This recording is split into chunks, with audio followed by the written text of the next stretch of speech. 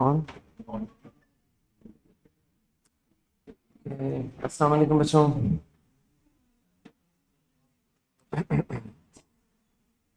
बेटा कंफर्म करना पे हम लास्ट क्लास जब कर रहे थे तो हमने स्पेस फिजिक्स स्टार्ट कर दिया था ना। यस, मैं चीजें दिखा रहा हूँ, बस कंफर्म करो आपके साथ हुई है या नहीं।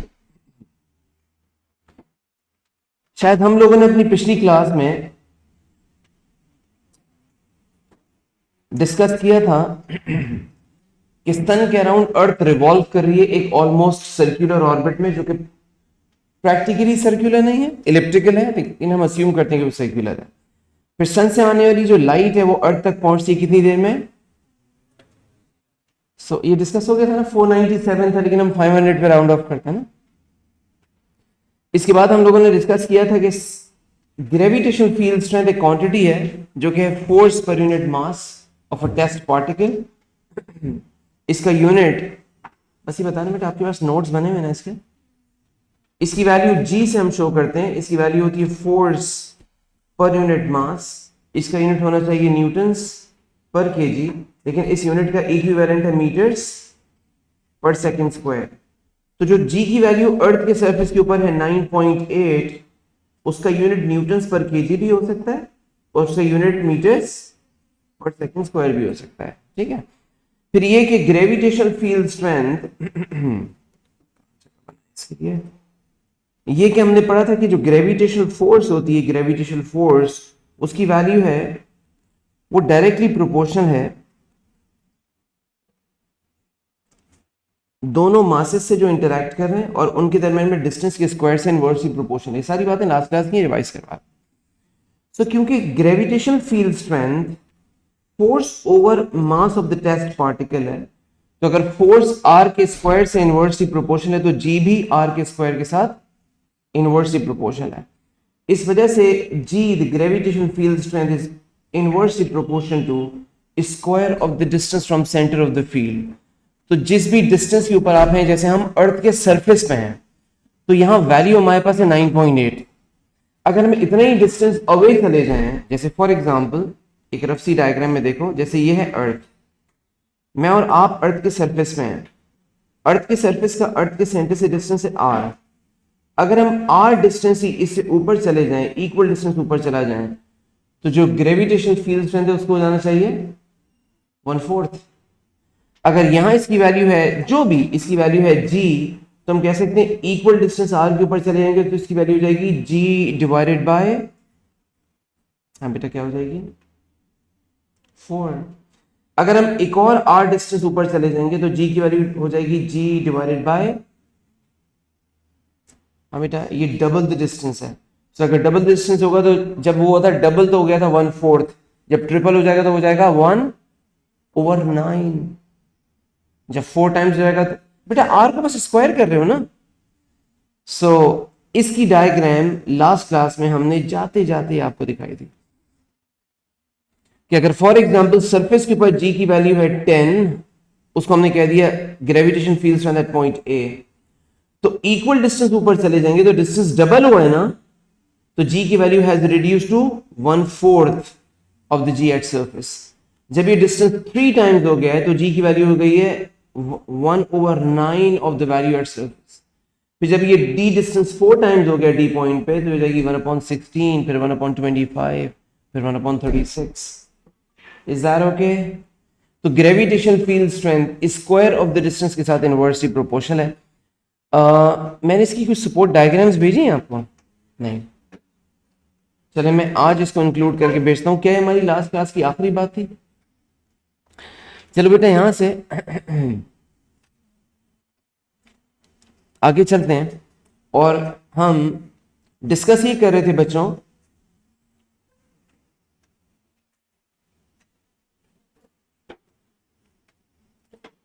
शायद ये डिस्कस हुआ था कि सैटेलाइट कोई भी ऐसा ऑब्जेक्ट है जो किसी दूसरे ऑब्जेक्ट के अराउंड, जैसे अर्थ के अराउंड, मून के अराउंड, सन के अराउंड रिवॉल्व कर रहा हो एक सर्कुलर ऑर्बिट में, और उसके ऊपर लगने वाला सारा ग्रेविटेशनल फोर्स बन रहा हो centripetal force. Conditional. What is a satellite?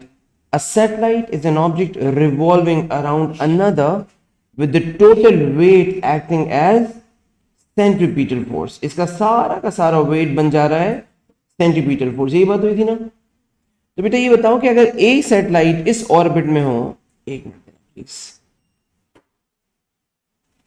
थोड़ी सी शायद लास्ट में भी से बात हुई थी हमारी, यहीं से कंटिन्यू करना है, और एक और सैटेलाइट इससे बड़े ऑर्बिट में हो, तो जो ऑर्बिट बड़ा है साइज में, एक सैटेलाइट है बच्चों, ये मैं इसको नेम कर रहा हूं सैटेलाइट ए, और एक है यहां पे सैटेलाइट बी। तो तुम लोगों के ख्याल में इन दोनों सैटेलाइट्स में से कौन सी सैटेलाइट है जिसकी स्पीड ज्यादा होगी? मैंने कुछ बताया था कि स्पीड, ओके, कुछ याद है बच्चों को स्पीड के लिए क्या लिखवाया था?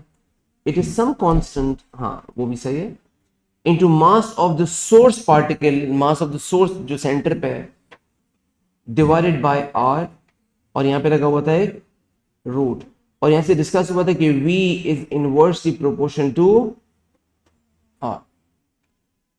ऐसे क्या कमी है इसमें? और अगर आप स्क्वायर करना चाहें तो v square is inversely proportion to r. ठीक है बेटा।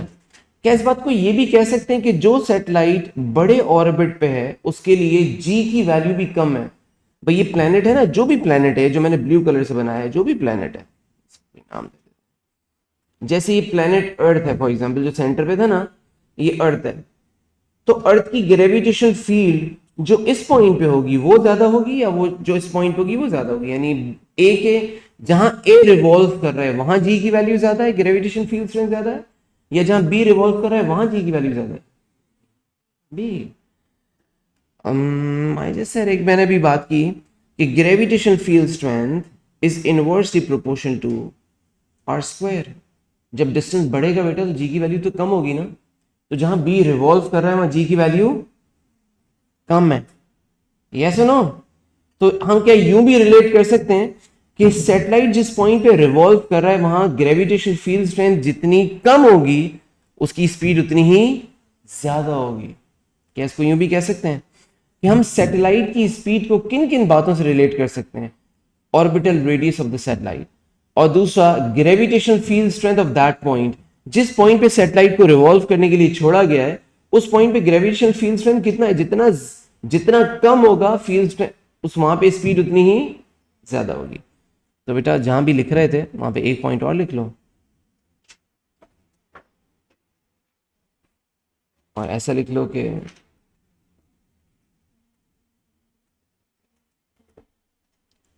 the speed of a satellite, the speed of a satellite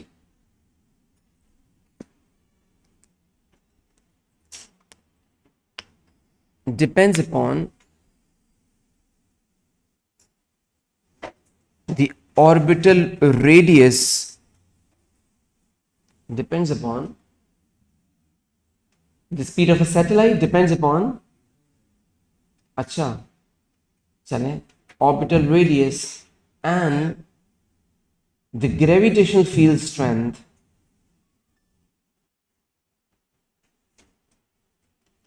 orbital radius and gravitational field strength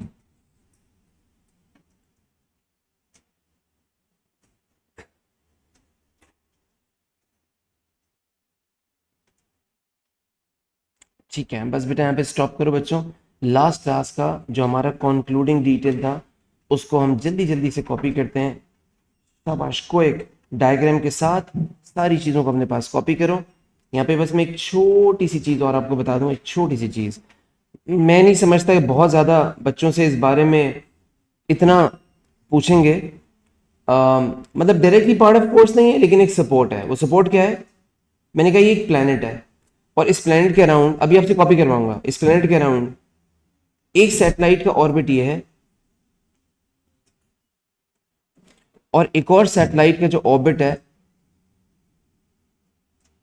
वो ये है। सो बेटा जरा देख के मुझे बताना, अगर यहाँ पे जो दो सैटेलाइट्स हैं अगर उनको नेम कर दें कि हमारे पास एक सैटेलाइट थी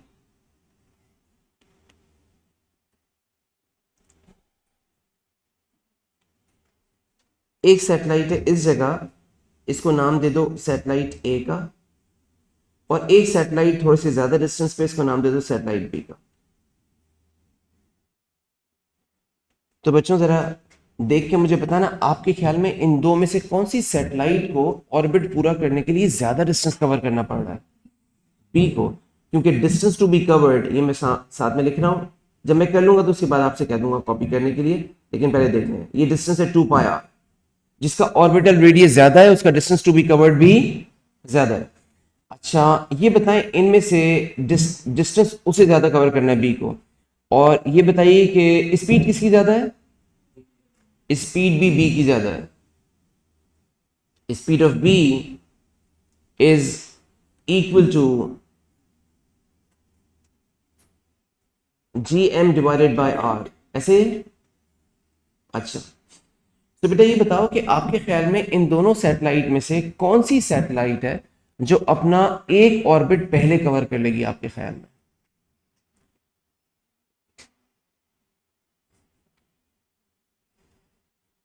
काफी क्लैरिटी से सामने लिखा हुआ है, चलिए मैं और आसान कर देता हूं। ये बताएं टाइम जो होता है, टाइम टाइम होता है distance to be covered divided by speed, s equals to vt. चलिए देखते हैं डिस्टेंस टू बी कवर्ड कितना है, 2πr, और speed divide speed of the satellite जो कि है gm upon under root r। आपके ख्याल में कौन सी सैटेलाइट को ज्यादा टाइम लगना चाहिए? बी को ज्यादा टाइम लगना चाहिए बेटा। उसकी वजह क्या है? बच्चे कहाँ कंफ्यूज हो सकते हैं, कंफ्यूज यहाँ हो सकते हैं कि बी जो है उसका डिस्टेंस टू बी कवर्ड भी ज्यादा है, उसकी स्पीड भी ज्यादा है, तो हो सकता है सेम टाइम में वो कवर कर ले डिस्टेंस को, ऐसे ही सोचते हो। लेकिन ऐसा इस वजह से नहीं है कि जो आर है ना बच्चों, गौर से देखो, बड़ी आसान सी बात है, जो आर है वो डिस्टेंस को डायरेक्ट प्रोपोर्शन दे रहा है, लेकिन स्पीड को वो इनवर्स प्रोपोर्शन नहीं दे रहा है, बल्कि स्पीड को inversely proportional to under root r दे रहा है। यानी डिस्टेंस बी के लिए ज्यादा कवर करना है, उसकी स्पीड भी ज्यादा है, लेकिन जिस प्रोपोर्शन से डिस्टेंस ज्यादा है उस प्रोपोर्शन से उसकी स्पीड ज्यादा नहीं है। Is this okay? इस वजह से B takes longer in travelling. तो एक रिलेशन है, वो रिलेशन क्या है कि जो टी होता है period of the satellite, it depends upon orbital radius. What is the relation? That square of the period is directly proportional to cube of the radius of the orbit. बस बेटा याद नहीं करना, आइडिया रखना कि ज्यादा रेडियस होगा तो उसको टाइम भी ज्यादा लगेगा। ठीक है, अब मैं चाह रहा हूं बच्चे ये जो मैंने लिखा है इसको अपने पास जल्दी से पूरा कॉपी कर लें क्विकली। मेरे बॉटम पे कुछ नजर आएगा, इसे कॉपी करने की जरूरत नहीं है, आपके लिए नहीं है। बस जो ये डिटेल्स हैं इसको तेजी से कॉपी कर लो, टाइम आज बचाओ, बहुत सारा काम करना है, बहुत सारी चीजें नोट करनी है अपने नोट्स में, बहुत कुछ ऐड करना है, डायग्राम्स हैं, इक्वेशंस हैं।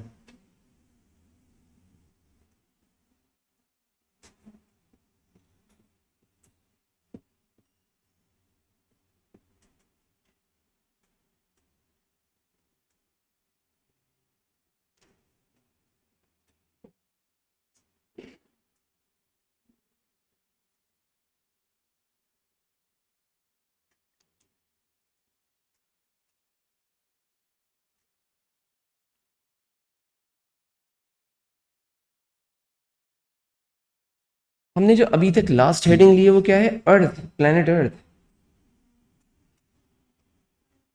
And solar system. बस जल्दी कंप्लीट करो शाबाश, ताकि इससे आगे बढ़े।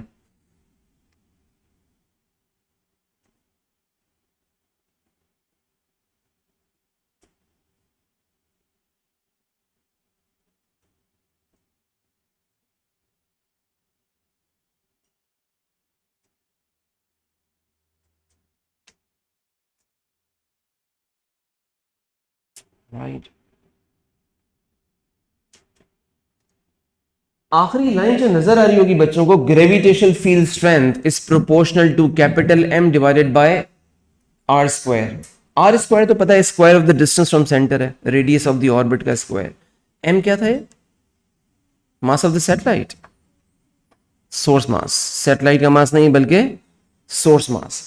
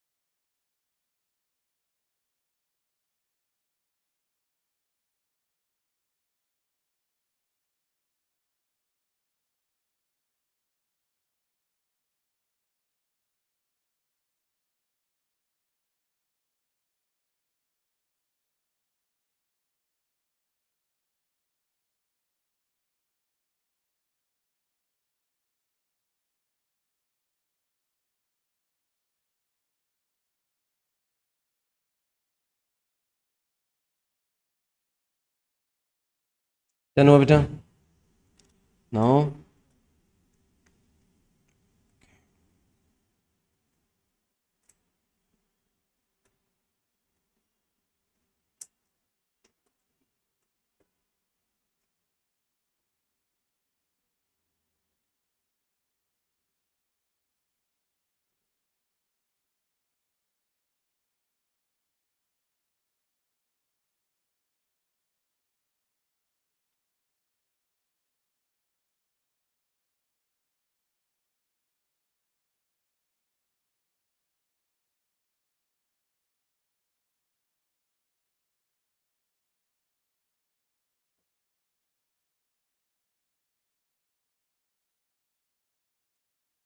मैंने फिनिश करें इसको।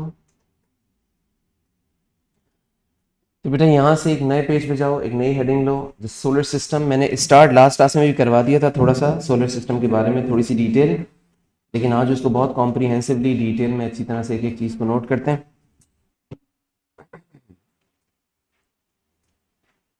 स्टार्ट करें। तो हमारी नई heading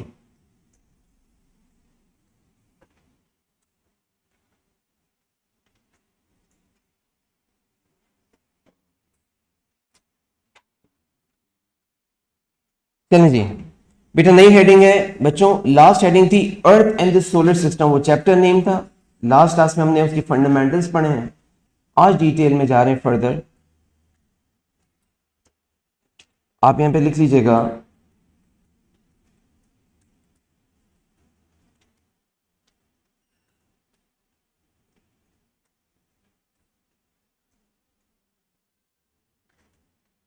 solar system.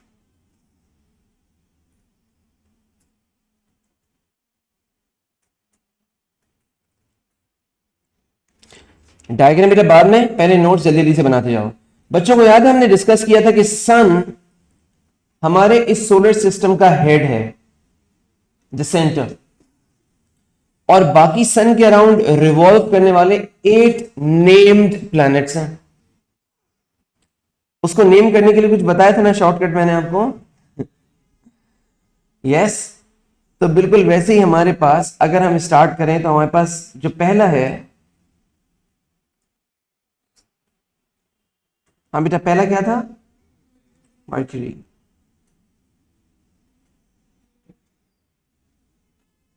Venus, planet earth,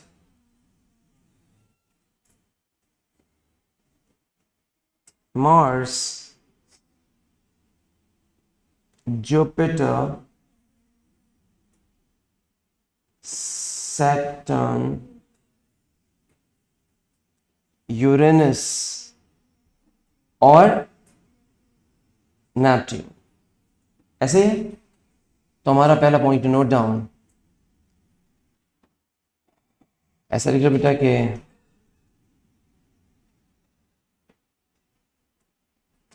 the planet earth revolves in a circular orbit around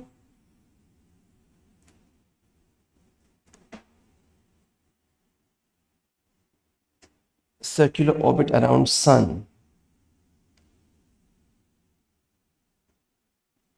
Circular orbit around sun. The sun, अलग पॉइंट है बेटा, the sun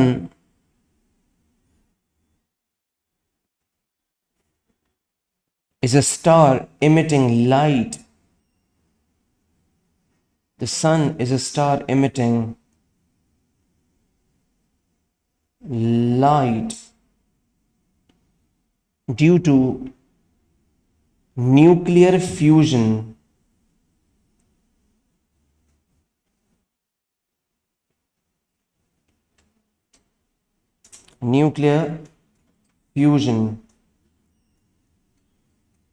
taking place in it.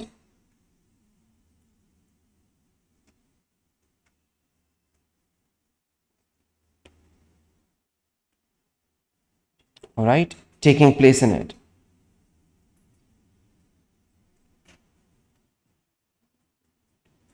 अलग पॉइंट बनाना बेटा। There are 8 named planets,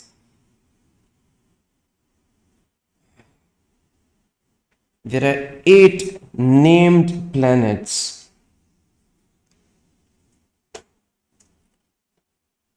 revolving around sun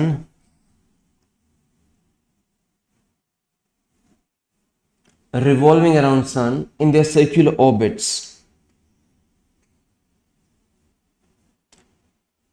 In their circular orbits.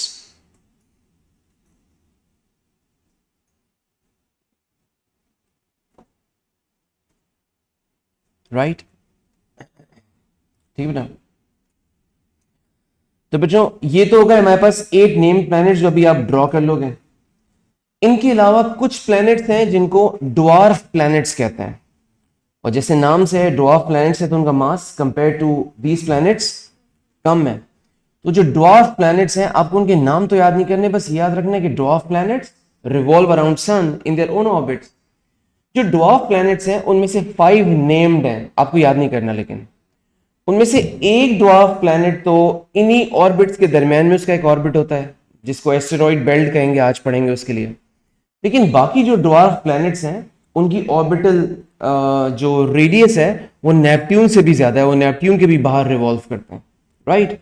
वो जो dwarf planets हैं वो ड्वार्फ प्लैनेट्स हैं ये जिनके आपको नाम याद नहीं करने। हाँ, कौन कौन से इनमें आपके पास है ये सीरेस है, ये है जो एस्टेरॉइड बेल्ट के अंदर इन्हीं प्लैनेट्स के दरमियान में रिवॉल्व कर रहा होता है। बाकी जितने हैं उनका प्लैनेट नेपट्यून के भी बाहर है। इनमें से मैकमैक है, प्लूटो है, ह्यूमे है, एरिस है, ये सारे जो हैं इनके ऑर्बिटल रेडियस नेपट्यून के ऑर्बिटल रेडियस से भी ज्यादा है। This is the only one जो कहां रिवॉल्व कर रहा है, एस्टेरॉइड बेल्ट के अंदर रिवॉल्व कर रहा है, ठीक है ना।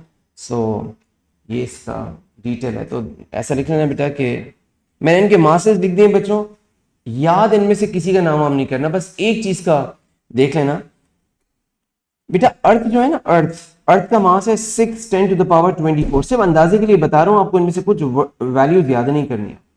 सन जो है इसका मास है 7.4 10 to the power 22। अर्थ के मुकाबले में बहुत कम है, वो 10 to the power 24 है और ये 10 to the power 22 है। लेकिन ये कोई छोटा मास नहीं है, ये भी बहुत बड़ा मास है as compare to other masses that we have around us. तो जितने ड्वार्फ प्लैनेट्स है ना उनका साइज कंपेयर टू मून है, अर्थ का मून। वैसे तो बहुत सारे मून्स हैं, अलग अलग प्लैनेट्स के अलग अलग मून्स हैं। जो अर्थ का मून है उसके कंपेरेबल साइजेस हैं। मैंने इनके साइजेस यहां पे लिखे हैं जिनके लिए मैं बार बार कह रहा हूं याद नहीं करना, सिर्फ ये आइडिया के लिए। तो आप ऐसा लिख लें अपने पास डिटेल में कि dwarf planets also revolve around sun, also revolve around sun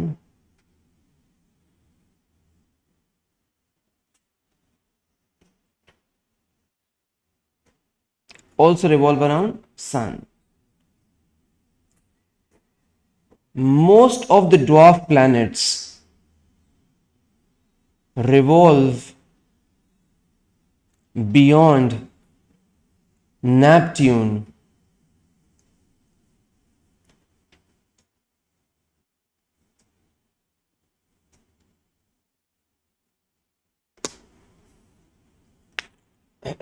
ठीक है।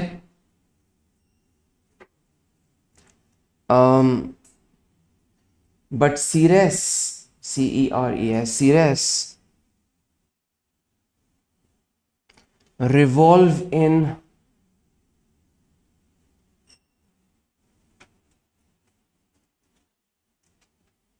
asteroid belt. It revolves in asteroid belt. Alright, ये एस्टेरॉइड बेल्ट में रिवॉल्व करता है। इसके अलावा बच्चों प्लूटो की एक बड़ी डिफरेंट बात है, बाकी जितने प्लैनेट्स हैं ना उनका plane of orbital motion same है। अब जरा सा मेरी तरफ देख लेना ताकि प्लेन समझ आ जाए। जैसे फॉर एग्जांपल यहां इस जगह सन है फॉर एग्जांपल, तो सारे जो प्लैनेट्स है ना वो इसके अराउंड इसी प्लेन के अंदर रिवॉल्व करते हैं। कोई वर्टिकल ऐसे या कोई इंक्लाइन ऐसे रिवॉल्व नहीं करता, इसी प्लेन में इसके ऊपर ऊपर रिवॉल्व करते हैं। जैसे यू सी दिस पिक्चर, सन सामने नजर आ रहा है आपको, जितने ऑर्बिट्स नजर आ रहे हैं आपको लगता है सब एक ही प्लेन में है, एक ही कोऑर्डिनेट प्लेन में है। लेकिन एक आपको एक्सिस नजर आ रहा होगा, एक ऑर्बिट नजर आ रहा होगा जो थोड़ा सा इंक्लाइंड है, ये थोड़ा सा इंक्लाइंड है, ऐसा है। प्लूटो का भी ऐसा ही है, जो प्लूटो है उसका भी ऐसा ही है, तकरीबन 17 डिग्रीज के ऊपर, 17 डिग्री के ऊपर, वो थोड़ा सा इंक्लाइंड है। तो ये सारे के सारे एक ही प्लेन के अंदर रिवॉल्व कर रहे हैं, लेकिन जो प्लूटो है वो रिवॉल्व कर रहा है थोड़े से इंक्लाइन के ऊपर। ये प्लूटो का नहीं है बाय द वे, ये जो दिख रहा है ये प्लूटो का नहीं है, ये तो कोई कॉमेट है। लेकिन प्लूटो भी इसी तरीके से 17 डिग्रीज के ऊपर रिवॉल्व कर रहा है। सो जो ऑर्बिट ऑफ द प्लूटो है वो सेम प्लेन में नहीं है, उसका प्लेन थोड़ा सा इंक्लाइंड है, कितना, रफली 17 डिग्रीज। ऐड कर लो, ऐसा लिख लो that Pluto revolves in an orbit which is inclined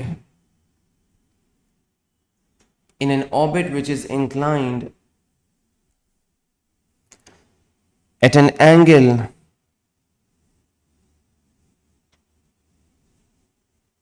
of 17 degrees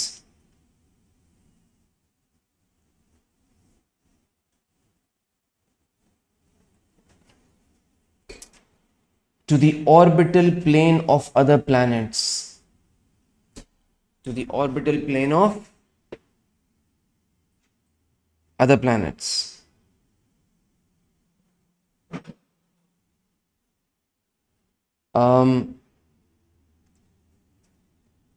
अच्छा बेटा, ये अभी कॉपी करोगे या मैं भेज तो दूंगा, लेकिन अगर अभी कॉपी करोगे तो मैं रुकता हूँ 2 मिनट, करेंगे? चलो मैं वेट कर रहा हूँ, आप करने जल्दी से, बस ज़्यादा टाइम ना लगाना यार, ये मैं भेज भी दूंगा।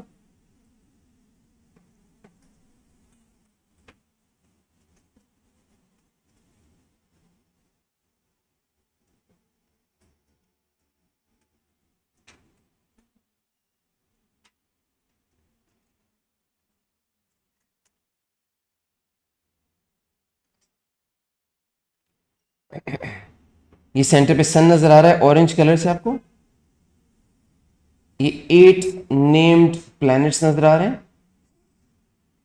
उसके अलावा साइड में ड्वार्फ प्लैनेट्स की एग्जांपल्स हैं।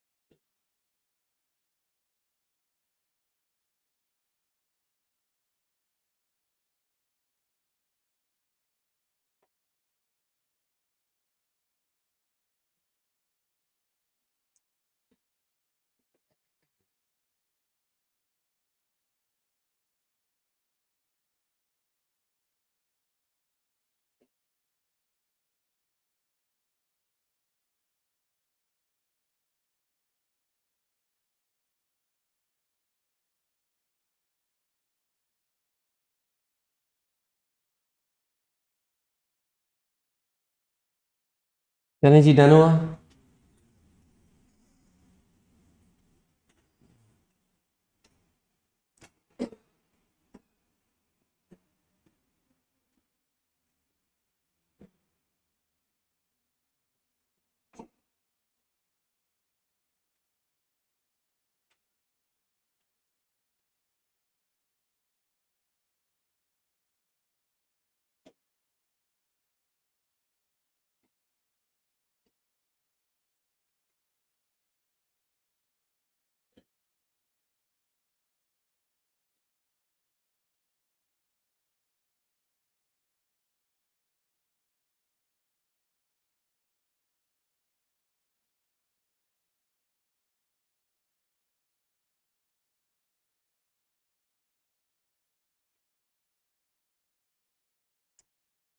ओके,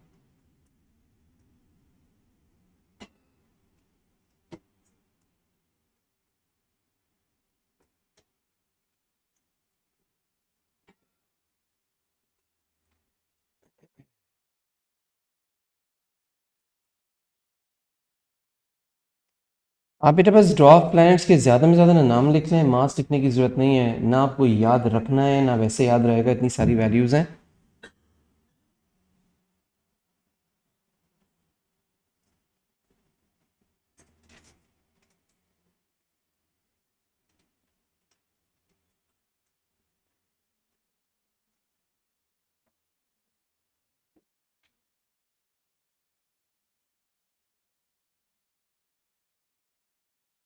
एक लाइन लिख लो बेटा, the mass of most of the dwarf planets, the mass of most of the dwarf planets is comparable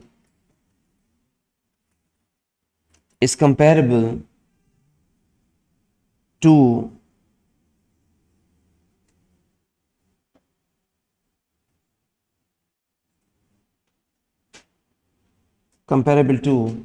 the mass of moon revolving around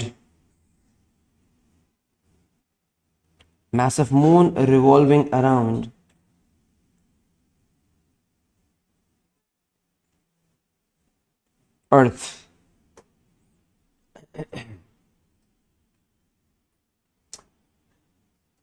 तो बच्चों यहां से कुछ डेफिनेशन हैं, जल्दी जल्दी से लिखते जाते हैं, चीजें ऐड करते जाते हैं। ये वर्ड है बेटा एस्टेरॉइड्स। हमारे लिए एस्टेरॉइड्स, सोलर सिस्टम में एस्टेरॉइड्स क्या है, वो एक तो मेडिसिन में होते हैं, लेकिन ये सोलर सिस्टम में एस्टेरॉइड्स क्या है, वो स्टेरॉइड्स होते हैं। ये एस्टेरॉइड्स क्या है? एस्टेरॉइड्स होते हैं छोटे छोटे रॉकी ऑब्जेक्ट्स जो इरेगुलरली शेप्ड होते हैं और वो रिवॉल्व कर रहे होते हैं सन के अराउंड। उन पे जब लाइट पड़ती है तो लाइट को रिफ्लेक्ट करते हैं और हमें दूर से किसी टेलीस्कोप से नजर आते हैं जैसे ब्राइट स्पॉट्स हों। तो ये small small pieces of rocks हैं जो इरेगुलरली शेप्ड है, छोटे मोटे बड़े छोटे। इन पे लाइट पड़ती है, लाइट रिफ्लेक्ट होती है तो दिखते हैं ब्राइट स्पॉट की तरह, फ्लैशेस ऑफ लाइट की तरह दिखते हैं। किसी टेलीस्कोप से देखेंगे तो ये दिख रहा होगा कि स्ट्रीक्स ऑफ लाइट हैं इधर उधर मूव कर रही हैं। ये मोस्टली किधर है? पूरी स्पेस में, इंटरस्टेलर स्पेस में भरे हुए हैं। लेकिन इनमें से जो जुपिटर और मार्स के दरमियान में एक पूरी एस्टेरॉइड बेल्ट बन रही है, वहां मोस्ट कॉन्सेंट्रेटेड है। जो अभी मैं पिक्चर आपको दिखा रहा था, जो मैंने एक बुक से स्कैन की है, उस पिक्चर को अगर केयरफुली देखो तो बेटा देखो पूरी स्पेस में एस्टेरॉइड्स इधर उधर बहुत सारे आपको फ्लैशेस ऑफ लाइट नजर आ रहे होंगे इधर बहुत ज्यादा। लेकिन इनमें से ज्यादातर कहां कॉन्सेंट्रेटेड है? इस एस्टेरॉइड बेल्ट के अंदर। ठीक है ना? सो हमारा इसके लिए डिटेल लिखो, शाबाश। देखिएगा, एस्टेरॉइड्स आर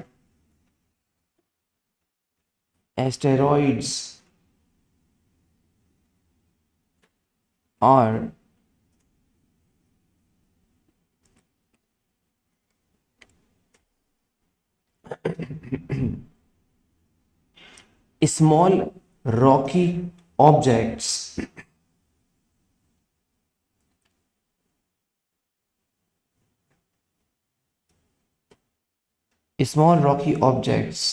स्लैश लगाएं irregularly shaped irregularly shaped, irregularly shaped, revolving, revolving around sun,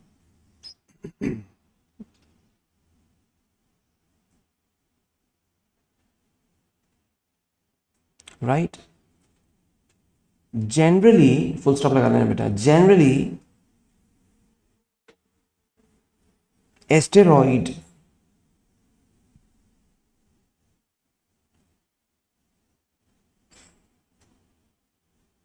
generally asteroids fill this space randomly, fill this space randomly.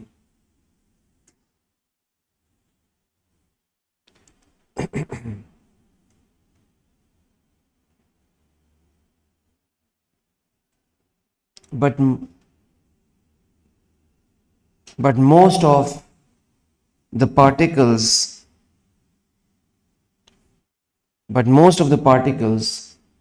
revolve in asteroid belt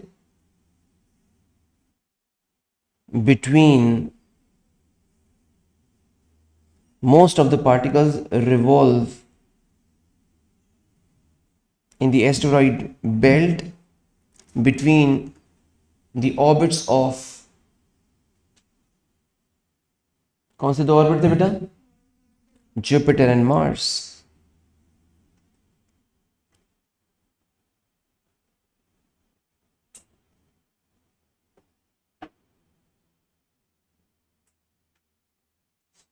बेटा अगली डेफिनेशन है कॉमेट्स. तेज बच्चों, अगली डेफिनेशन कॉमेट्स है. पहले सुन लो क्या है कॉमेट्स. क्या है बाय द वे, आपको क्या पता है कॉमेट्स क्या है?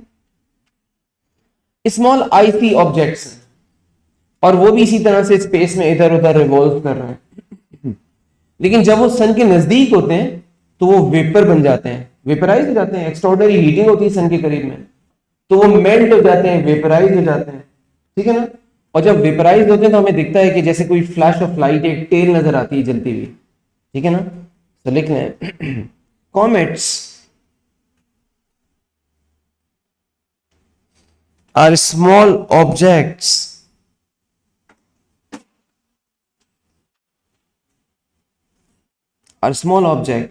made up of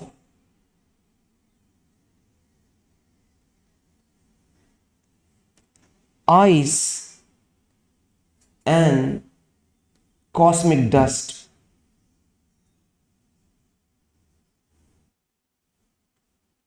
Cosmic dust. ठीक है? They revolve around sun.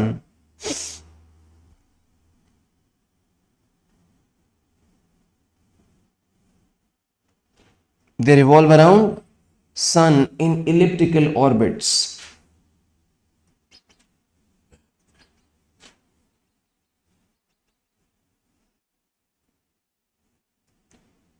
ठीक है ना? When a comet gets closer to sun,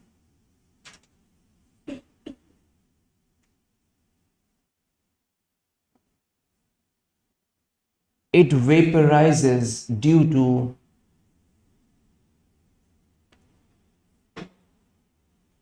extremely high temperature.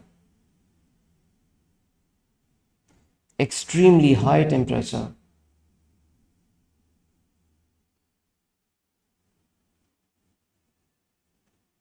Right? And appears to have a tail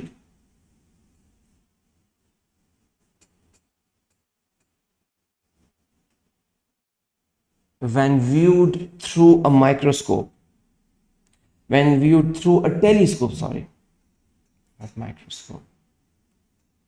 When viewed through a telescope.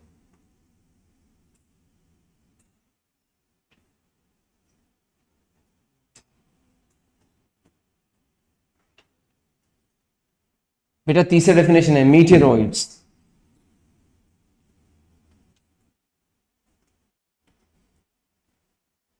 तो बच्चों में जो comets हैं, जो आईसी ऑब्जेक्ट्स हैं, और जिससे पहले मैंने कहा था एस्टेरॉइड्स जो कि रॉक्स हैं, जब ये रिवॉल्व कर रहे हैं तो आपस में टकराएंगे भी ना, टकराएंगे तो छोटे छोटे टुकड़ों में डिवाइड हो जाएंगे। तो इन्हीं के छोटे छोटे पीसेस को हम कहते हैं meteoroids. What are meteoroids? Smaller pieces of asteroids and comets. वो टकराएंगे, टूटेंगे, उनके छोटे पार्टिकल्स को हम कहेंगे मीटेरॉइड्स। ठीक है, तो ऐसा लिख लो कि while revolving around sun, comets and asteroids frequently collide.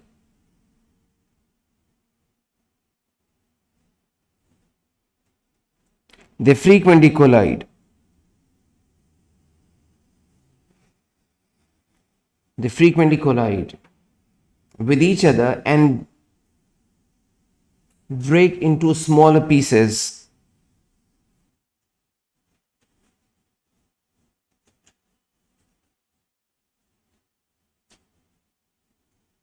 Break into smaller pieces known as meteoroids.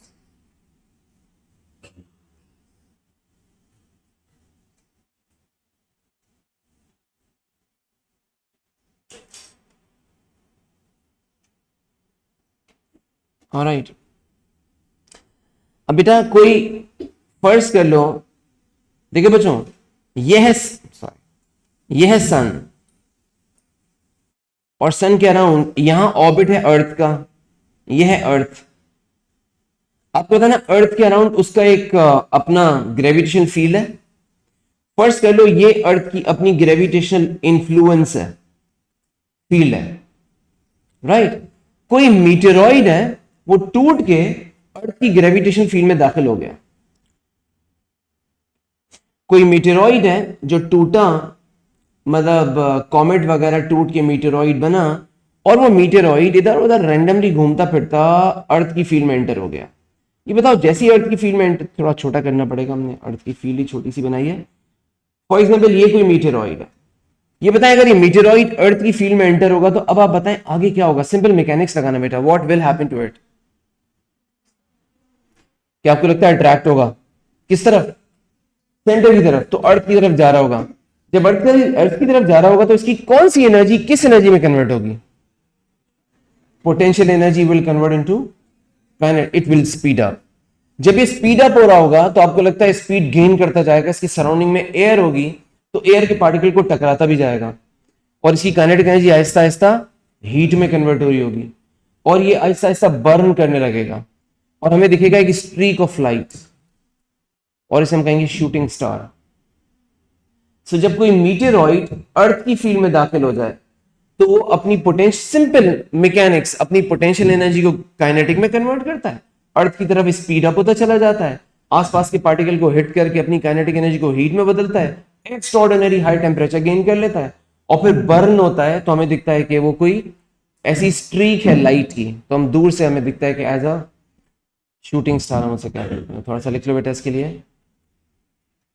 when a meteoroid enters Earth's gravitational field,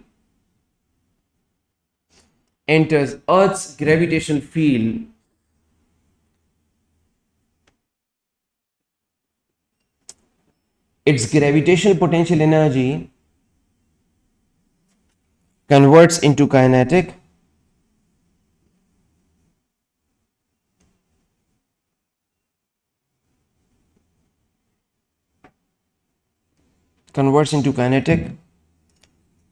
due to attractive force by Earth,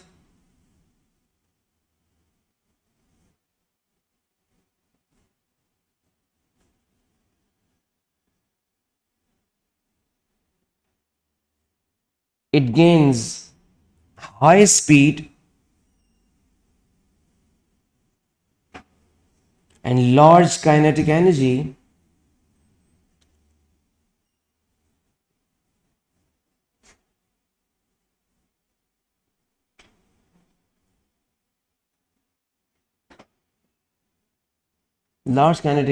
which converts into heat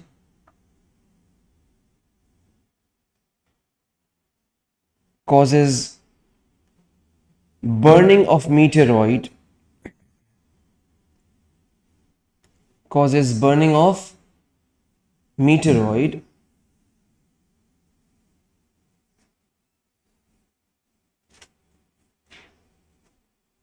and it appears as a streak of light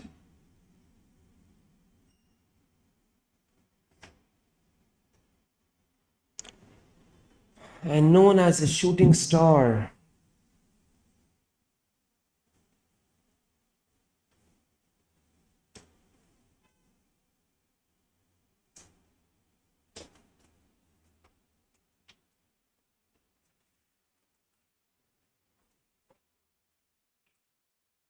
ध्यान हो गया बेटा?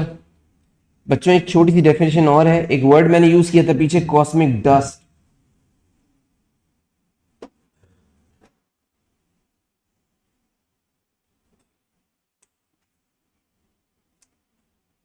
जल्दी से इसके लिए एक दो लाइन लिख लो।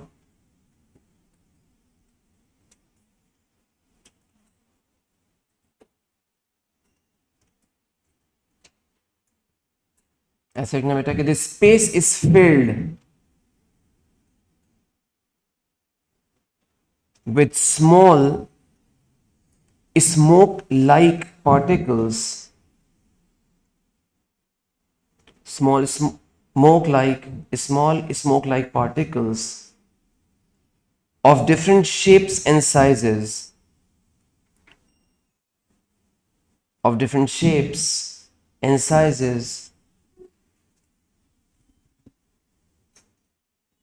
known as cosmic dust.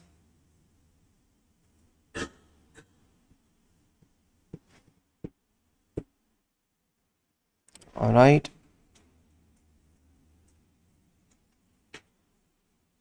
बच्चों समझ आ गई बात सारी? बेटा बहुत सारी डेफिनेशंस थी, कंप्लीट हो गई हैं। कॉस्मिक डस्ट समझ आ गया। एस्टेरॉइड्स क्या हैं, मीटेरॉइड्स क्या हैं, मीटियोर्स एंड मीटेरॉइड्स, और कॉमेट्स क्या हैं, ये सारी बातें क्लियर हो गई हैं। आगे बढ़ा जाए। बच्चों एक हेडिंग लेना, sun as a star, the sun as a star, the sun as a star.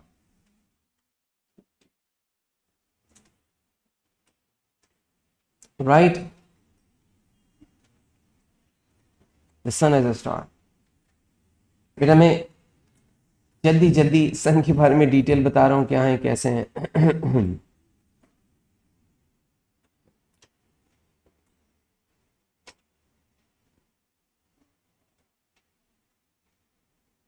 कुछ बच्चों लास्ट क्लास में ही मैंने आपको डिटेल्स बताई थी, मैं यहीं से बता रहा हूँ। चलो बना हुआ है किसी और ग्रुप के साथ, तो आपसे भी लास्ट क्लास में डिस्कस किया था, बस उसके बाद बनाया उसके बाद है। जब आपसे डिस्कस कर रहा था उस वक्त बनाया नहीं था। बच्चों सन एक ball of hydrogen gas and cosmic dust है। सन के अंदर बहुत सारे आइसोटोप्स ऑफ हाइड्रोजन है, बहुत सारे न्यूक्लियॉन्स हैं और बहुत सारी कॉस्मिक डस्ट है। सन का मास 10 to the power 30 kgs है, to be specific 2 10 to the power 30, वैसे 1.99 या 1.98 है, लेकिन 2 पे राउंड ऑफ कर लेते हैं उसको। 10 to the power 30 इंपॉर्टेंट है। तो सन का मास 10 to the power 30 kg है। सन का जो अपना रेडियस है, सन का एज अ स्टार, वो रेडियस है 6.9 10 to the power 8 या 7 10 to the power 8, right. Sun अपने सराउंडिंग में इमिट कर रहा है, इसके अंदर fusion is taking place, nuclear fusion, जिसकी वजह से इसमें बहुत सारी हीट और एनर्जी बन रही है, जिसको रिलीज कर रहा है अपने सराउंडिंग में। ऐसे सन से निकलने वाली रेडिएशंस के तीन main reasons of electromagnetic spectrum है। कौन कौन? It emits visible light, it emits infrared, it emits ultraviolet. सबसे ज्यादा किसकी प्रोपोर्शन है? विजिबल लाइट की बहुत ज्यादा प्रोपोर्शन है, और अल्ट्रावायलेट की कम है, जो सेफ भी है। तो बेटा यहाँ पे ना एक एक करके जल्दी जल्दी से हम थोड़ा बहुत सन के बारे में डिटेल लिखते हैं। मैं चाहूंगा बनाएं भी, ये डायग्राम अपने पास बनाना भी है आपने, और मैंने ये पहले थोड़ा सा लिख लो नोट्स में। तो सन की कॉम्पोजिशन में बेटा क्या है, जरा देख लेना एक दफा। सन की कॉम्पोजिशन में hydrogen with all the isotopic forms है, ड्यूट्रियम, ट्रीशियम, प्रोटियम, सब। इसमें न्यूक्लियॉन्स भी हैं, सन के अंदर फ्री न्यूक्लियॉन्स भी हैं। सिर्फ हाइड्रोजन हाइड्रोजन मिलके फ्यूजन नहीं करते, न्यूक्लियॉन न्यूक्लियॉन मिलके भी फ्यूजन करते हैं। जब आप फ्यूजन पढ़ रहे थे मेरे साथ, तो आपने एक फ्यूजन पढ़ा था, 3-4 टाइप्स देखी थी। उनमें से एक टाइप थी कि हाइड्रोजन का ड्यूट्रियम हाइड्रोजन के ट्रीशियम के साथ मिल जाए और हीलियम में कन्वर्ट हो जाए। याद होगा ना बच्चों को, एक ये एस्टैब्लिश्ड प्रॉपर फ्यूजन था। एक फ्यूजन ये भी था कि दो सिंगल न्यूट्रॉन्स इंडिपेंडेंट फ्री अकेले मिल जाएं दो सिंगल प्रोटॉन्स के साथ। देखो ये नई बात है, अनयूजुअल सी बात है। ये दोनों मिलके भी एक हीलियम न्यूक्लियस बना देंगे with a lot of energy emitting from here. तो सन के अंदर सारी चीजें हैं, यानी कि हाइड्रोजन के तमाम आइसोटोप्स भी हैं जो कन्वर्ट होकर हीलियम में बदलेंगे, उसके अंदर न्यूक्लियॉन्स भी हैं और उसके अंदर कॉस्मिक डस्ट भी है। सो कॉम्पोजिशन अगर हम लिखें तो सन इज कंपोज्ड ऑफ व्हाट? तो सन में सबसे पहले हाइड्रोजन है सारे आइसोटोप्स के साथ, इसमें प्रोटॉन न्यूट्रॉन्स हैं क्योंकि न्यूक्लियॉन्स हैं, इसमें कॉस्मिक डस्ट है और इसमें हीलियम है। हीलियम कहां से आ गया? फ्यूजन से। तो हीलियम था नहीं, हीलियम बन रहा है। इसका मतलब हीलियम जो है उसे हम कह सकते हैं disintegrated mass.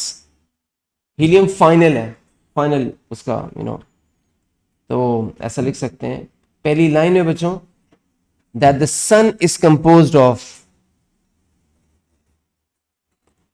The sun is composed of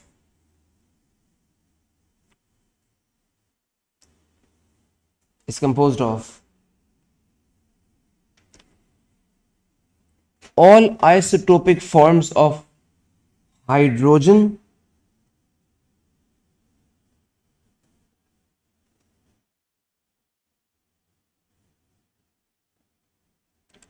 all isotopic forms of hydrogen, common लगाओ बेटा, free nucleons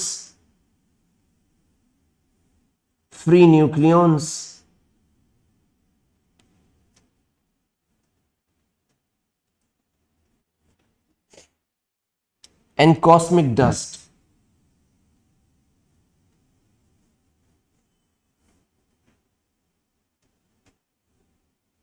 And cosmic dust. ठीक है बेटा, इसी में ऐड कर लो, as a result of fusion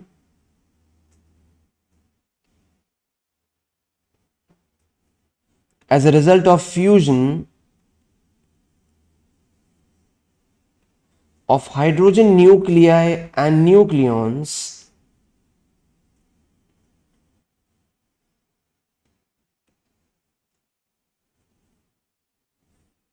hydrogen nuclei and nucleons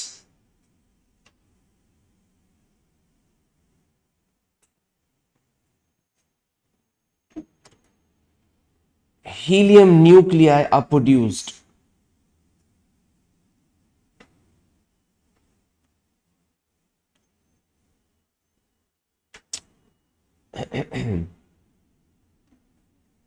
बेटा हम इंट्रोड्यूस कर रहे हैं सन को एज अ स्टार। पहली बात हमने कर ली है कॉम्पोजिशन के बारे में, दूसरी बात हम करेंगे एमिशंस के बारे में। तो सन इमिट क्या क्या कर रहा है बच्चों? देखो बच्चों, सन इमिट कर रहा है तीन, विजिबल लाइट, इंफ्रारेड और अल्ट्रावायलेट। सो जल्दी से लिख लो कि due to nuclear fusion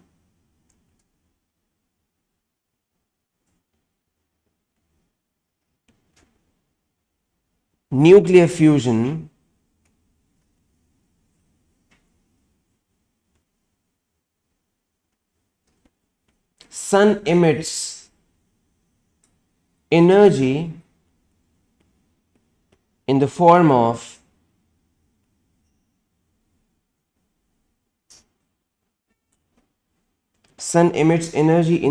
of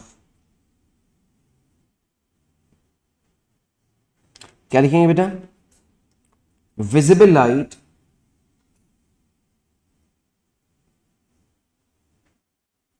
infrared rays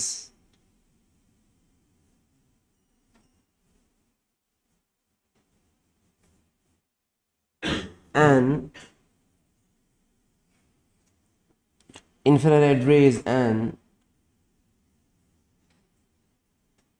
the ultraviolet rays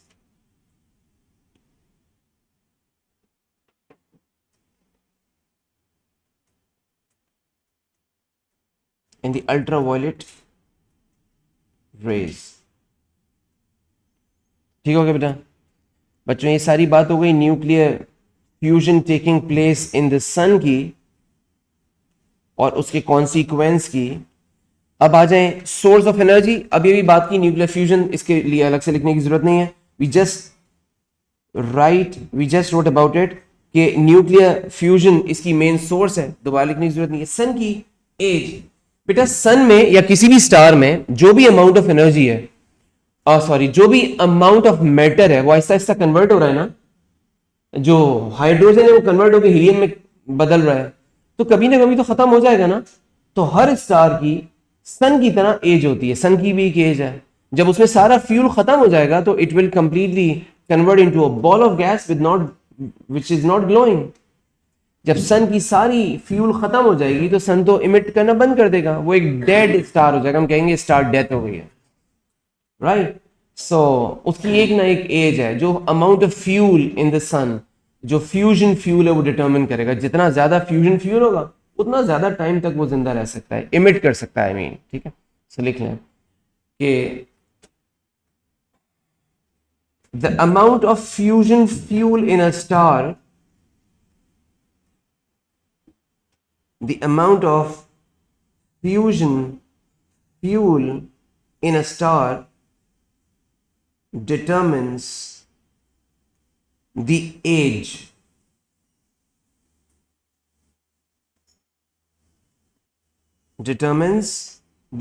of a star. Is that okay?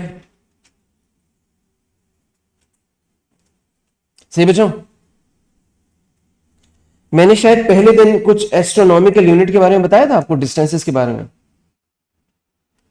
अच्छा बेटा ये बताओ कि डिस्टेंस का फॉर्मूला जो तुम लोग काइनेमेटिक्स से जानते हो, कुछ नया नहीं बता रहा हूं, क्या फॉर्मूला है? S the distance equals to V into T. पहले दिन भी जब हम स्टार्ट कर रहे थे, लास्ट क्लास में हमने स्टार्ट किया ना, तो मैंने पहले दिन भी आपको बताया था इसके बारे में कुछ।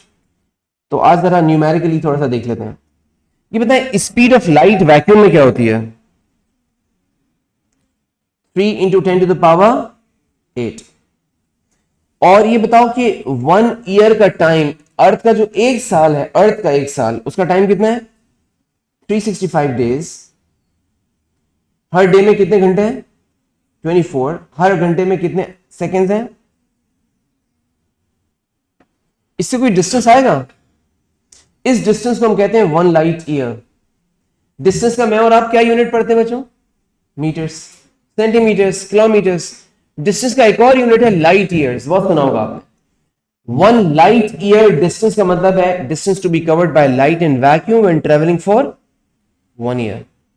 सो एक नया यूनिट आपको पता है, वैसे तो सुना हुआ है आपके लिए, लेकिन एस्ट्रोनॉमिकल यूनिट्स में से एक नया यूनिट है, या एस्ट्रोनॉमी में एक नया यूनिट है, और वो है डिस्टेंस का unit light years. Distance covered by light through vacuum for 1 year को हम कहते हैं 1 लाइट ईयर डिस्टेंस। तो इसे कॉपी करना बाद में, लेकिन पहले थोड़ा सा एक लाइन लिख लो। ऐसा लिखना बेटा कि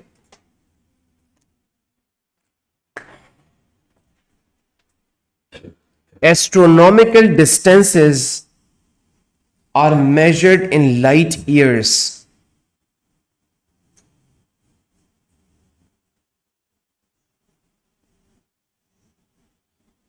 Astronomical distances are measured in light years.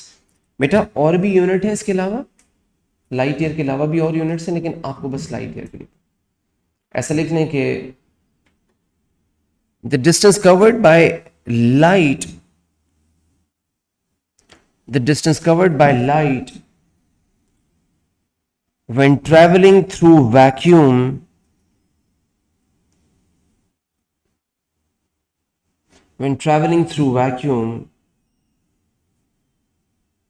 for 1 year, for 1 year on earth, for 1 year of earth is known as 1 light year.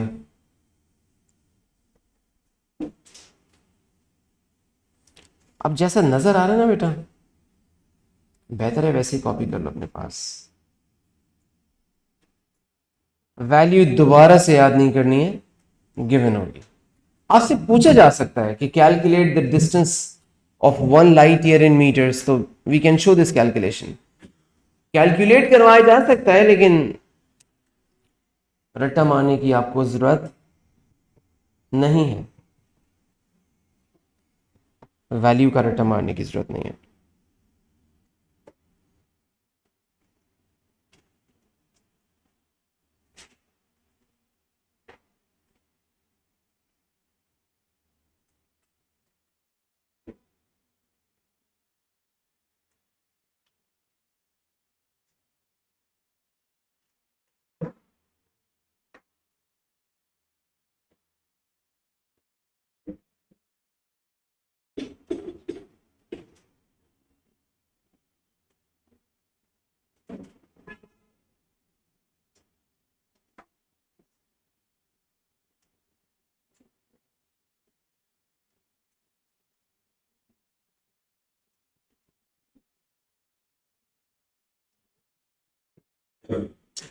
Is this okay?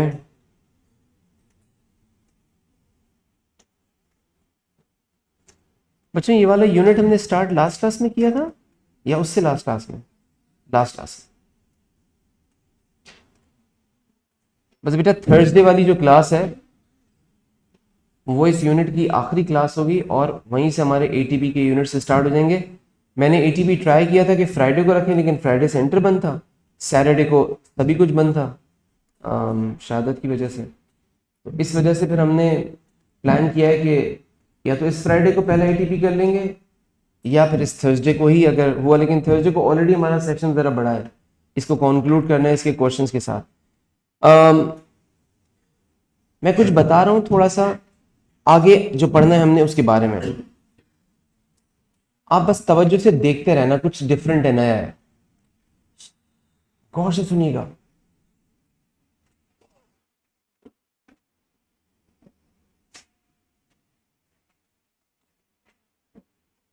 बच्चों एक फोटोग्राफिक फिल्म है, इनमें से फिलहाल कुछ कॉपी नहीं करना है आपको, बस एक काम आसान हो जाएगा अगली क्लास का।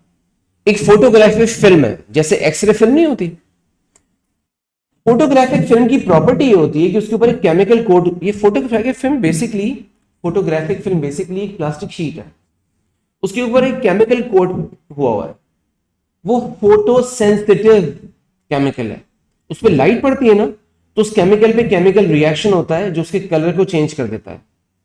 ओ लेवल्स के बच्चों के लिए आसान बात, जब लाइट किसी फोटोग्राफिक फिल्म पे पड़े तो उस लाइट के पड़ने की वजह से उस फोटोग्राफिक फिल्म के ऊपर कलर चेंज हो जाएगा, यानी a photographic film obtains colour when light falls on it.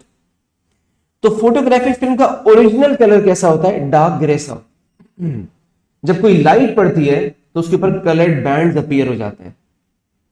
तो ओ लेवल्स के बच्चे इसको यूं समझें, हमें जो पढ़ना है, जो हम तैयारी करें बेटा, वो अगले चैप्टर की, उसका नाम यानी इस चैप्टर के अगले यूनिट की, उसका नाम है द यूनिवर्स। लेकिन उसके लिए कुछ तैयारी पहले से करनी है, तो वो जरा सुन के जाओ, आज डिटेल है। फोटोग्राफिक फिल्म एक ऐसी चीज है जिसपे लाइट पड़े तो उसका कलर चेंज हो जाता है। एक्सरे फिल्म सबने देखी होगी ना, वो जो मेडिकल में ऑर्थोपेडिक्स में यूज होती है इंटरनल बॉडी स्ट्रक्चर्स की इमेजिंग के लिए। आपने देखा है ना, जहां जहां लाइट पड़ती है, जहां जहां एक्सरे पड़ती है, वहां कलर चेंज हो जाता है ना। और जहां बंदे की बोन्स होती हैं वहां लाइट नहीं पड़ती तो उसका कलर चेंज नहीं होता। बस आप याद रखें कि फोटोग्राफिक फिल्म क्या है कि वो कलर चेंज ऑब्टेन करती है व्हेन लाइट फॉल्स ऑन। तो ये कोई फोटोग्राफिक फिल्म की स्ट्रिप है, गौर से देखते रहना। मेरे पास यहां से एक व्हाइट लाइट की स्ट्रीम आ रही है, एक व्हाइट लाइट की बीम आ रही है। ये जो व्हाइट लाइट बीम आ रही है,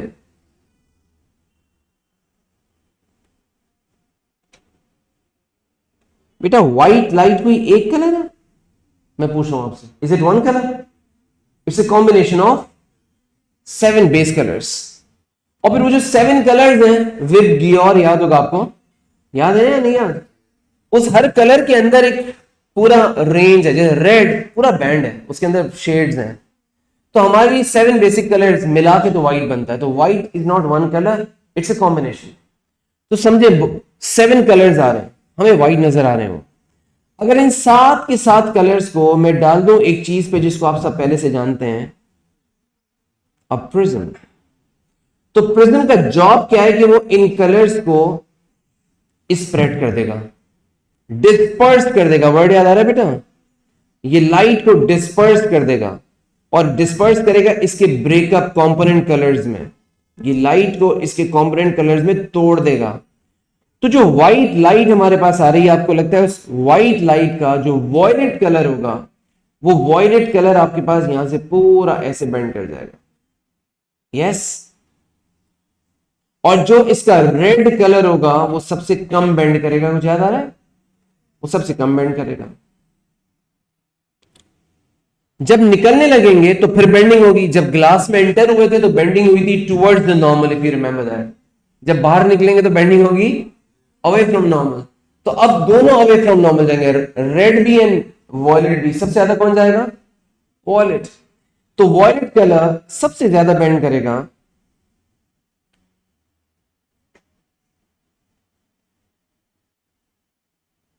और रेड बेंड तो जरूर करेगा लेकिन रिलेटिवली उससे कम।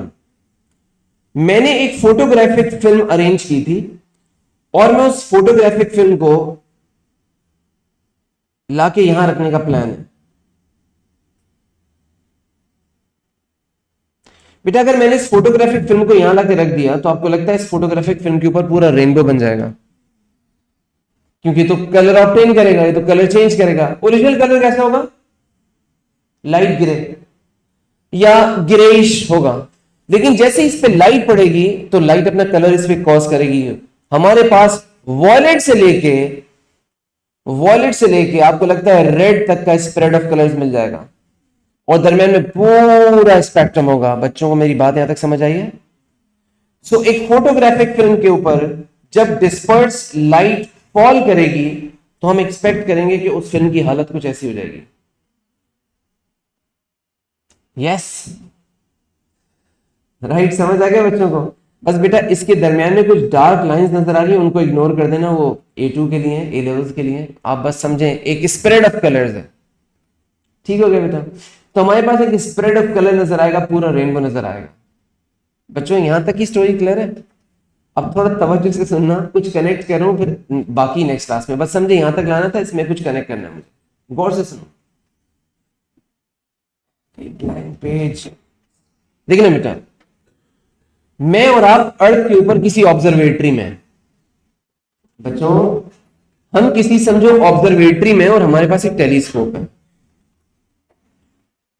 हमने अपनी टेलीस्कोप को यूज किया। टेलीस्कोप क्या है? बेसिकली टेलीस्कोप एक मॉडर्न आई है। It is design to collect much more light than normal eye. ये नॉर्मल ह्यूमन आई से ज्यादा लाइट को एब्जॉर्ब करती है टेलीस्कोप। तो जो टेलीस्कोप है मैंने उसको लिया अपनी ऑब्जर्वेटरी में से, और कोई बहुत दूर, अर्थ से बहुत दूर, सन के अलावा कोई बहुत दूर स्टार है, उस स्टार को देखने के लिए टेलीस्कोप को यूज किया। पहले जरा जहन बनाओ, हम और आप किधर हैं? अर्थ पे। और हमारा क्लोजेस्ट स्टार कौन सा है? सन। मैं कह रहा हूं सन के अलावा कोई और स्टार है। हमने टेलीस्कोप से उस स्टार को गौर से देखा। तो टेलीस्कोप ने क्या किया? उस स्टार में से आने वाली लाइट को कलेक्ट किया, क्योंकि it is design to collect light. जो टेलीस्कोप में लाइट आई, हमने क्या किया? टेलीस्कोप में आने वाली लाइट को एक प्रिज्म के ऊपर डाल दिया। अच्छा, मैं टेलीस्कोप में से जो लाइट आई बेटा, वो ये लाइट है। ये जो रेड कलर का मैंने सिलेंडर दिखाया है, टेलीस्कोप में से आने वाली लाइट है। मैंने इसको डाल दिया एक प्रिज्म के ऊपर, और प्रिज्म के ऊपर डालने के बाद मैंने इसको डाल दिया एक फोटोग्राफिक फिल्म के ऊपर। आपको लगता है वो जो स्टार में से लाइट आ रही है, अब उसका जो भी कलर होगा, व्हाइट नहीं होगा, कुछ और कलर होगा, जो भी कलर होंगे उसमें से, आपको लगता है वो सब अपने अपने हिसाब से स्प्रेड हो जाएंगे। यस। तो व्हाइट लाइट ने तो एक एंड से दूसरे एंड तक पूरा शेड ही शेड डाल दिए थे, रेनबो डाल दिया था। क्या मैं कह सकता हूं अगर उस स्टार में से आने वाली लाइट में मेरे पास 2-3 कलर्स हैं, 1 2 3, तो आपको लगता है एक कलर्ड बैंड यहाँ पे आ गया, एक कलर्ड बैंड यहाँ पे आ गया, एक कलर्ड बैंड यहाँ पे आ गया। ये जो कलर्ड बैंड्स आएंगे तो आपको लगता है कि एक कलर्ड बैंड इधर जो आएगा, एक कलर्ड बैंड यहाँ पड़ गया और एक कलर्ड बैंड यहाँ आ गया। क्या हम इनको कह सकते हैं स्पेक्ट्रल लाइंस, हम इन्हें कहेंगे स्पेक्ट्रल लाइंस। और ये स्पेक्ट्रल लाइंस किसी स्टार की लाइट को शो कर रहे हैं। इस पूरी चीज को अब हम कहेंगे स्पेक्ट्रम। ये स्पेक्ट्रल लाइंस है बच्चों, और ये जो पूरी चीज बन गई इसे हम कहेंगे स्पेक्ट्रम। ये स्पेक्ट्रम है किसी स्टार से आने वाली लाइट का। इसका मतलब आज ये सीख के जाओ कि अगर हमारे पास कोई दूर कहीं डिस्टेंस के ऊपर एक स्टार है, उस स्टार में से आने वाली लाइट को मैंने टेलीस्कोप से कलेक्ट किया, और कलेक्ट करने के बाद मैंने, अच्छा नहीं इस पिक्चर, कलेक्ट करने के बाद मैंने फॉर एग्जांपल कलेक्ट करने के बाद मैंने एक प्रिज्म पे डाला, और प्रिज्म पे डालने के बाद मैंने स्पेक्ट्रल लाइंस बना ली। तो ये स्पेक्ट्रम जो बना है फोटोग्राफिक फिल्म पे, जिसपे स्पेक्ट्रल लाइंस बन रही हैं, ये स्पेक्ट्रल लाइंस किस लाइट को इंडिकेट कर रही है? Light coming from that distant star. इसका मतलब यहां अर्थ पे बैठ के, किसी ऑब्जर्वेटरी में बैठ के, टेलीस्कोप इस्तेमाल करके हम किसी डिस्टेंट स्टार से आने वाली लाइट की स्पेक्ट्रल लाइंस को जज कर सकते हैं। मैंने एक स्टार को देखा, उसकी ये स्पेक्ट्रल लाइंस आ रही थी, हो सकता है किसी और स्टार को देखूं तो उसके ऊपर से कोई मुख्तलिफ स्पेक्ट्रल लाइंस आ रही हैं। So we can identify them, differentiate them. ये स्टार की स्पेक्ट्रल लाइंस ये हैं, इसकी ये हैं। हमारे पास लैब में एक इंस्ट्रूमेंट होता है स्पेक्ट्रोग्राफ, उससे हम इन स्पेक्ट्रल लाइंस की वेवलेंथ पढ़ सकते हैं। वी हैव अ मेथड, हम इन स्पेक्ट्रल लाइंस की वेवलेंथ को पढ़ सकते हैं कि इसकी वेवलेंथ λ1 है, इसकी वेवलेंथ λ2 है, इसकी वेवलेंथ λ3 है। तो बेटा क्या हम किसी स्टार से आने वाली लाइट की जो वेवलेंथ है उसको जज करके स्टार्स को डिफरेंशिएट कर सकते हैं? इस स्टार से येलो लाइट आ रही है, या इस स्टार से रेड लाइट आ रही है, इस स्टार से वॉयलेट लाइट आ रही है। Can we see that? तो हम किसी भी स्टार को दूसरे स्टार से कंपेयर कर सकते हैं टेलीस्कोप के थ्रू स्पेक्ट्रल लाइंस बनाने के बाद। लेकिन इसमें बहुत कुछ इंक्लूडेड है। इसमें इंक्लूडेड है आने वाली light from different star, use of telescope, use of disperser जो प्रिज्म है। प्रैक्टिकली प्रिज्म नहीं होता बच्चों, एक और चीज होती है ग्रेटिंग, बोलते हैं डिस्पर्शन के लिए, लेकिन आप प्रिज्म समझिए, आपने प्रिज्म पढ़ा है। ग्रेटिंग भी प्रिज्म की तरह लाइट को स्प्रेड कर देती है। तो आप प्रिज्म ही समझे कि लाइट को प्रिज्म से स्प्रेड किया और स्टार को जज कर लिया कि ये स्पेक्ट्रम इस स्टार का है, ये स्पेक्ट्रम इस स्टार का। तो stars can be distinguished with the help of the spectral lines that we see through a telescope. Is that okay? Clear है बेटा? तो इंशाल्लाह ये हम पढ़ेंगे नेक्स्ट क्लास में डिटेल में, ठीक है? अल्लाह हाफिज़।